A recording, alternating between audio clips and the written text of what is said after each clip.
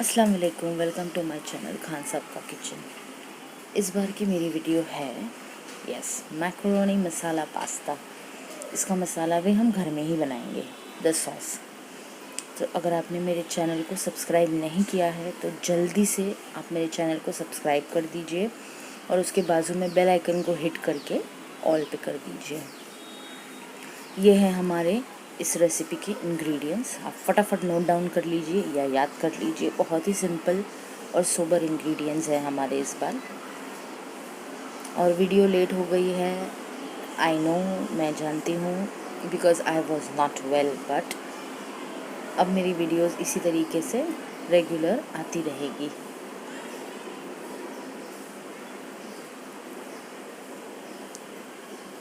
तो आप ये भी बताइएगा कि ये जो हिंदी में मैंने डालना स्टार्ट किया है उससे आपको कितनी हेल्प मिली है, जो इंग्लिश नहीं समझ पा रहे थे। तो अभी हम इससे जल्दी से स्टार्ट करते हैं विदाउट वेस्टिंग टाइम। ये मैंने लिया है छोटा फ्राई पैन और ये सब मैंने यहाँ पे, ये सॉस बनाने के लिए हमारे इंग्रेडिएंट्स हैं लहसुन, अदरक, कांदा, हरी मिर्च, टमाटर, ये सब जाएगा, जिंजर गार्लिक और green chilli, onions, tomatoes. Quantities जो है इनकी सारी यहाँ लिखी हुई है, प्लस डिस्क्रिप्शन में भी होंगी नीचे कि मैंने कितनी चीज़ क्या ली है। अब इसके बाद जो है इसमें जाएगा पानी। यहाँ पे मैंने 2 से 2.5 कप आप पानी ले सकते हैं। मैंने 2 ग्लास पानी लिया है, 2 ग्लास पूरा नहीं है, कप के हिसाब से। और फिर इसमें हम डालेंगे नमक।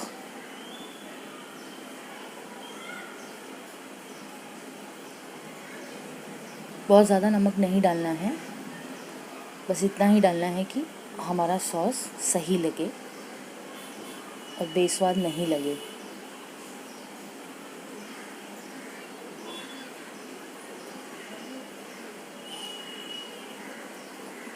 आई hope you all are safe.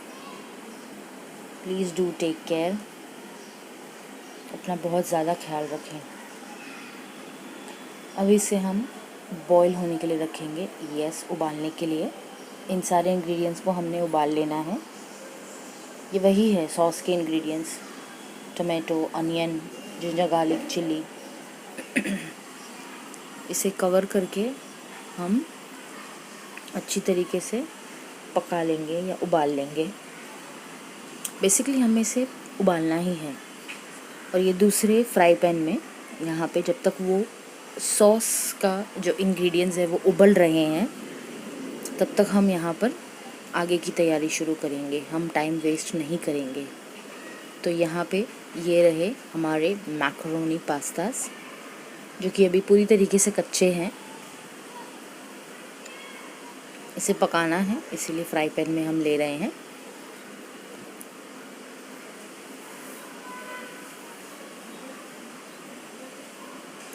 मैंने थोड़ा ज़्यादा लिया है क्योंकि मेरे यहाँ पर एक सरप्राइज़ गेस्ट हैं आज, तो मैं बनाने ही जा रही थी और वो आ गए, तो मैं यहाँ पे थोड़ा ज़्यादा ले रही हूँ।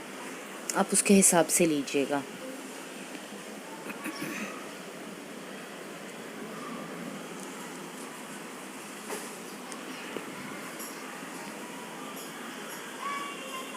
तीन से 4 बोल लिए हैं मैंने, और उसमें एक और मैंने एक्स्ट्रा ऐड किया है for the guest, of course. और अब यहाँ पे मैं डालूँगी ये ग्लास भर के पानी। ये जो ग्लास भरकर है वो ऑलमोस्ट 3 से 4 ग्लास में पानी डालूँगी यहाँ पर, क्योंकि हमने 3 से 4 स्मॉल बोल जो है मैक्रोनी पास्ता लिया है, तो पानी भी उससे थोड़ा ज़्यादा होना चाहिए। बोल छोटा है, ग्लास बड़ा है, आप इस चीज़ को ध्यान में रखिए। ये गया मेरा दूसरा ग्लास पानी का। इसकी जो पानी की और पास्ता की जो क्वांटिटी है वो बहुत ज़्यादा आपको ध्यान रखनी है, क्योंकि अगर आधा हो गया और आपको बाद में लगे कि पानी कम है उबालने के लिए और फिर आप पानी डालोगे तो वो उतना अच्छी तरीके से नहीं हो पाएगा। क्योंकि बीच में आप उसमें ठंडा पानी डालोगे तो वो बहुत ज़्यादा पूरा स्पॉइल हो जाएगा पास्ता। तो आपने क्वांटिटी का बहुत ज़्यादा ध्यान रखना है। और अभी ये मैंने डाला है यहाँ पे नमक। मोस्टली पास्ता को बॉईल करने के लिए हम 1:2 का रेशियो लेंगे। अगर एक बोल पास्ता लिया है तो 2 ग्लास पानी, तो 1:2 का रेशियो रखेंगे हम। नमक हो गया है, अब यहाँ पे जाएगा थोड़ा सा तेल। अब आप सोचेंगे कि हम पास्ता में तेल क्यों डालते हैं। कभी सोचा है आपने कि पास्ता में बॉईल करते वक्त तेल क्यों जाता है? इसके 2 रीज़न्स हैं। एक तो ये कि ये स्टिक होने के चांसेस इसके कम हो जाते हैं, यानी कि एक दूसरे से चिपक के गोला हो जाना या एक बॉल फॉर्म हो जाना वो कम हो जाता है। दूसरा ये कि उसमें एक शाइन आ जाती है। ये देखिए हमारा जो सॉस का सामान है सारा वो बॉईल हो रहा है अच्छी तरीके से। और अब हम इसको बॉईल होने के लिए दूसरे गैस पर चढ़ाएंगे। जिस तरीके से आपने मुझे प्यार दिया है उसके लिए बहुत शुक्रिया, और देते रहिए। मेरी वीडियोस को लाइक करते रहिए, शेयर करते रहिए और सब्सक्राइब करना ना भूलें। ये दूसरे गैस पे मैंने पास्ता चढ़ा दिया है बॉईल होने के लिए।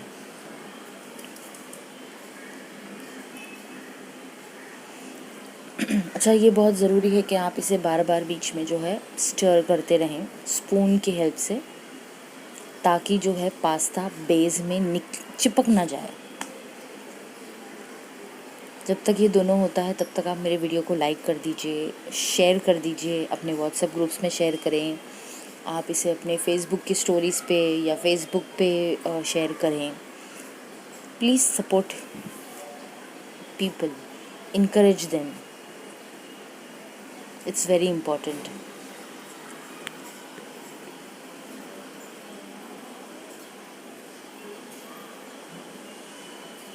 ये जो है ऑलमोस्ट हमारा हो चुका है ऑलमोस्ट।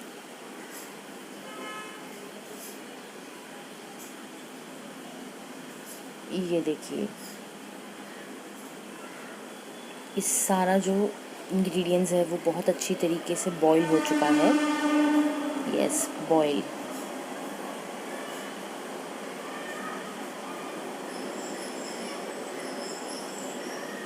ये देखिए दिस, लुक एट दैट। मतलब कितनी अच्छी तरीके से सब कुछ पक गया है। बेसिकली हमें इसे पकाना था, कच्चा नहीं रखना था, पकाना। और हम इसे वैसे नहीं पका सकते थे, इसलिए हमने इसे बॉईल किया है।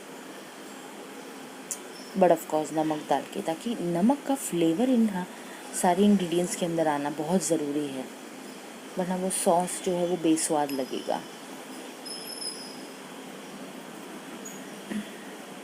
एंड फूड में टेस्ट इज़ वेरी इम्पोर्टेंट।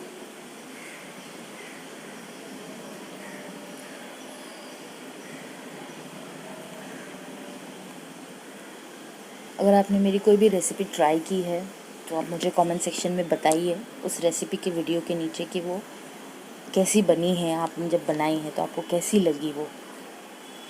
ठीक है, अभी इसका नेक्स्ट स्टेप ये है कि हम इस मिक्सचर को ग्राइंडर में निकाल लेंगे।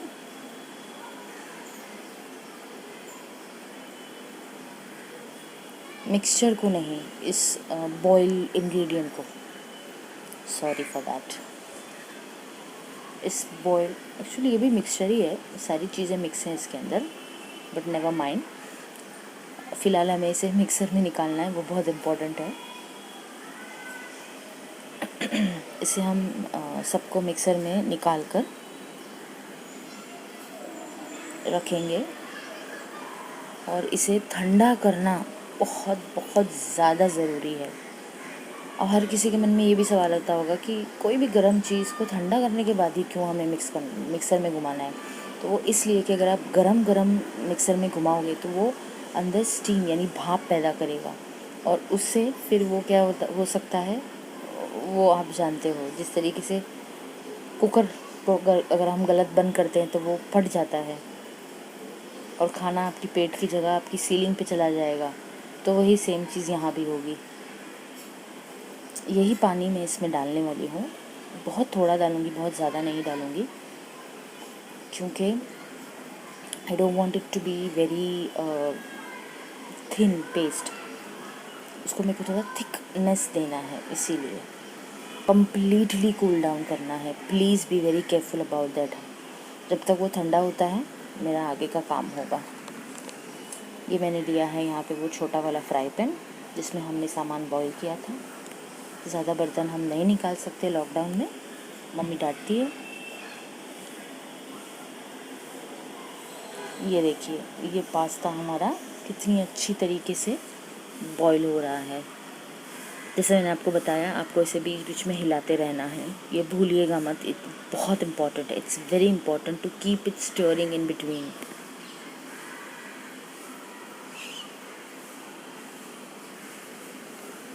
ये मैंने धोकर साफ़ करके लिया है फ्राई पैन, ये वाला रिटर्न से, तो आप भी वैसे ही करना। पानी नहीं होना चाहिए इसके अंदर। जब पानी पूरा सूख जाए और ये अच्छी तरीके से गर्म हो जाए तो इसमें अब हम डालेंगे सूखी लाल मिर्च। जी हाँ, सूखी लाल मिर्च, ड्राइड रेड चिलीज़ 4 to 5 बहुत है, मतलब इट्स मोर देन इनफ। बच भी जाएंगी, इतनी है। तो इसे हमें क्या करना है, बेसिकली सिर्फ ड्राई फ्राई करना है, ड्राई रोस्ट। हल्का सा इसे हमें ड्राई रोस्ट करना है। जैसे ये हो जाएंगी हम इसे निकाल लेंगे, तुरंत मिक्सर में डाल देंगे और इसे ड्राई ही हमें ग्राइंड करना है। और इसे भी ठंडा करके हम ग्राइंड करेंगे। Please be very careful about ठंडा गरम in the grinder, it's very important. चलिए, जब तक के लिए देखिए, ये जो है हमारे पास्ता बॉईल होके हो गए हैं तैयार।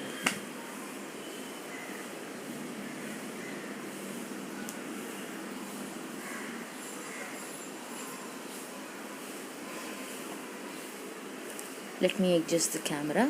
इट्स वेरी डिफ़िकल्ट शूट करना अकेले कैमरा हैंडल करके भी, और थोड़ा सा मुझे जल्दी जल्दी भी करना है क्योंकि गेस्ट बाहर वेट कर रहे हैं। बट स्टिल शूट तो करना है, आपके लिए वीडियो तो बनाना है। तो ये रहा मेरा छोटा वाला ग्राइंडर जिसमें हम ड्राई इंग्रेडिएंट्स को बेसिकली ग्राइंड करते हैं। तो ये मेरी मिर्चियाँ जो है ठंडी हो गई हैं और ये गई अंदर, और अब हो जाएंगी ये बेचारी ग्राइंड। तो मिलते हैं ग्राइंड होने के बाद। ये रही, ये हो गई है ग्राइंड। अब आप इसे गौर से देखिए और मुझे बताइए कि आपको ये क्या लग रहा है, क्या हो सकता है ये। कमेंट सेक्शन में ज़रूर बताइएगा, और इस चीज़ का जवाब मैं आपको मेरे अगले वीडियो में दूंगी कि ये क्या था। एक सीक्रेट टिप या रेसिपी, आप जो भी कहें। तो चलिए बढ़ते हैं आगे।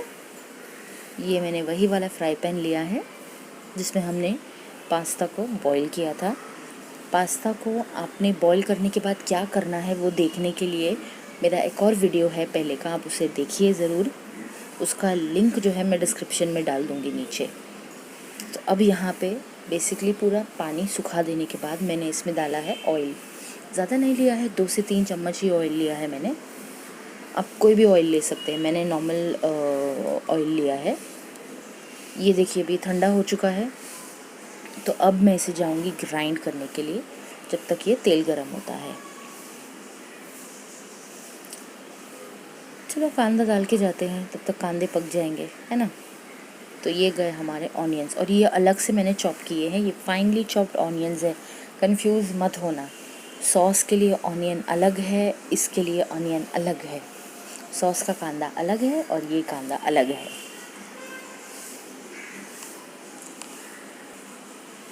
और इसे हमें पकाना है, बहुत ज़्यादा नहीं पकाना है और बहुत कम भी नहीं पकाना है, मीडियम पकाना है। जब तक मतलब ट्रांसपेरेंट हो जाए, जब तक ये ट्रांसलूसेंट हो जाए तब तक ही पकाना है। अनटिल इट टर्न्स ट्रांसलूसेंट, उतना ही हम इसे पकाएंगे। कांदा मैंने बहुत ज़्यादा नहीं लिया है क्योंकि सॉस में भी कांदा है ऑलरेडी, फिर वो बहुत ज़्यादा टेस्ट आएगा उसका। ये देखिए, ये हो चुका है ग्राइंड, और वो पेस्ट की खुशबू बहुत अच्छी आ रही है। I can't tell you the smell of that. It smells really nice, the aroma is very good. जब अभी इतना अच्छा है, इतनी खुशबू आ रही है, तो पकने के बाद तो बड़ा मज़ा आएगा।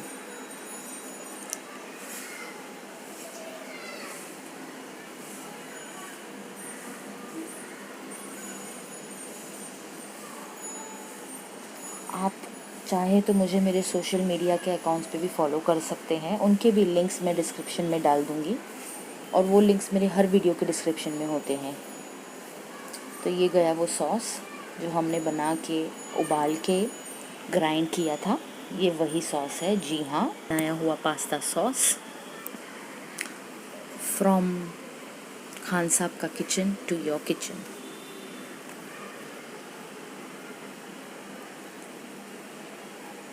अब इस सॉस को हमें इसके साथ पकाना है बेसिकली, ताकि सॉस का फ्लेवर ऑयल में चला जाए और अच्छे से वो पक जाए सॉस।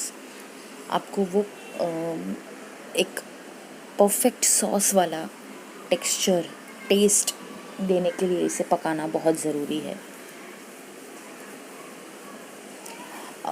डू नॉट वरी, इसमें और भी स्पाइसेस जाएंगी, तभी तो वो निखर के उसका टेस्ट आएगा।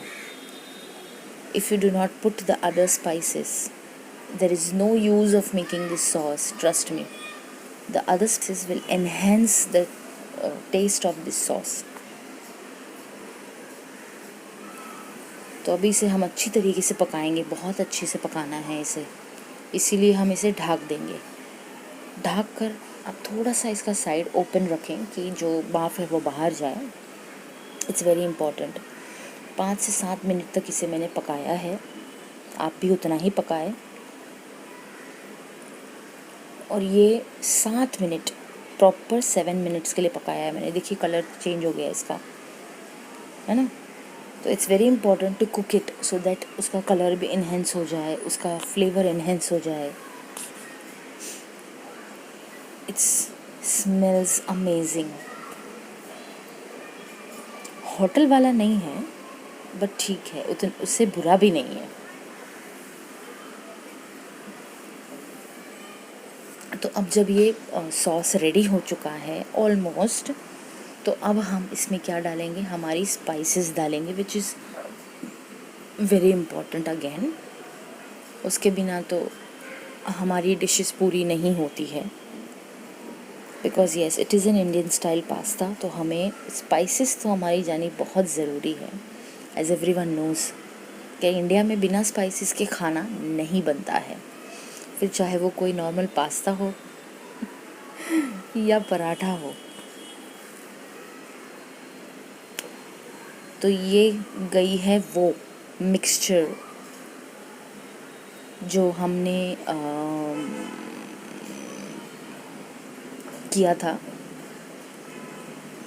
आप चाहे तो चिली फ्लेक्स भी डाल सकते हैं, नो प्रॉब्लम इन दैट।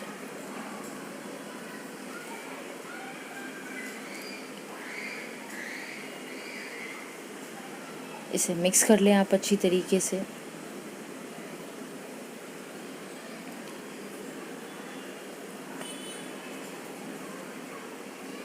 इसके बाद हम यहाँ पे डालेंगे हमारी स्पाइसेस, जो कि है red chilli powder, turmeric powder, coriander powder,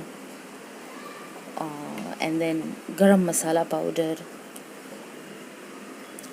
हल्दी पाउडर, धनिया पाउडर, मिर्ची पाउडर, गरम मसाला पाउडर, और नमक स्वाद अनुसार, सॉल्ट एज पर टेस्ट।